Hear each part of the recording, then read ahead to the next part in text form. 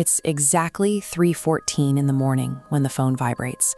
At this hour, the silence of a house feels heavy, and an unknown number is usually a prompt for skepticism. Our protagonist ignores it once, but the second call lasts longer, forcing a confrontation with the intrusion. When they finally answer, the voice on the other end uses the most effective weapon in its arsenal: familiarity. It speaks with the exact tone and cadence of the protagonist's mother, a sound designed to bypass adult suspicion and trigger an immediate sense of safety. That safety is short-lived. The voice drops the comforting facade, replacing it with a whisper that is both intimate and accusatory. "You forgot me." This diagram shows the conscious mind and the weight of history.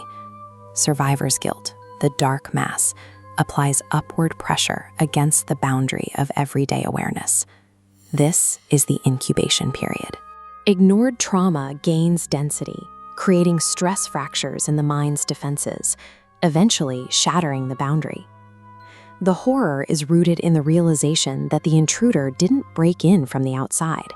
The threat has been developing within the house for years, incubating inside the protagonist's own unresolved past. The call quickly shifts from human speech to an atmospheric soundscape. The speaker is replaced by the specific rustle of wind through high branches. Then the protagonist hears the sound of slowly flowing water. This serves as a precise sensory trigger, a key designed to fit a very specific lock in their memory. The sound unlocks a scene from 2 decades prior. When the protagonist was 12, they watched a friend slip into a river. Paralyzed by fear, they didn't call for help. They ran away and buried the secret for the rest of their life. This timeline illustrates trauma time stagnation. While their physical self followed the top path into adulthood, their emotional response remained completely frozen at age 12. They didn't grow past the river, they just left a part of themselves standing on the bank. The story highlights this stagnation when the protagonist pleads, "I was a kid," and the voice immediately counters with, "So was I." This exchange instantly strips away the protagonist's adult identity. In a single sentence, they are no longer an adult in a bedroom. They are once again the 12-year-old coward facing the consequence of their flight. Time is an ineffective healer when the original loop remains unclosed.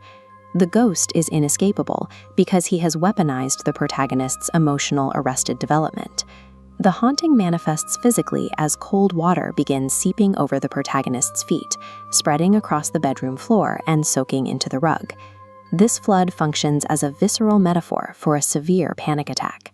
It visualizes the internal sensation of being overwhelmed, the feeling of drowning while standing on dry land.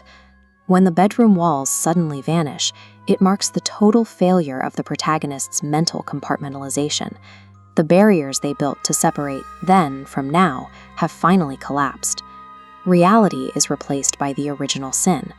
The protagonist is no longer home, but standing waist-deep in an endless, ink-black river under a moonless sky. When repressed trauma breaches containment, it possesses the present. Guilt isn't just a memory. It drags your entire consciousness back to the moment you tried to escape. In the middle of the river stands the friend. He isn't a screaming specter. He is calm, his eyes empty, possessing a terrifying stillness that mirrors the depth of the water. He issues a final, karmic judgment on the protagonist's flight. You left once, you don't leave twice. The protagonist is dragged beneath the surface, forced to endure the exact suffering they avoided years ago. The cycle is closed by a forced participation in the very event they tried to run from. The narrative shifts abruptly into the objective, sterile format of a police report. It notes the missing person and the wet floor, but explicitly states there was no source of water in the room. By moving from a subjective nightmare to a bureaucratic document, the story prevents the audience from dismissing the event as a mere hallucination.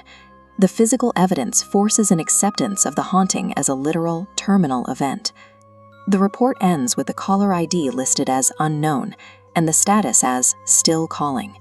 It serves as a final reminder that while you can bury a mistake in the dark, guilt does not die of neglect.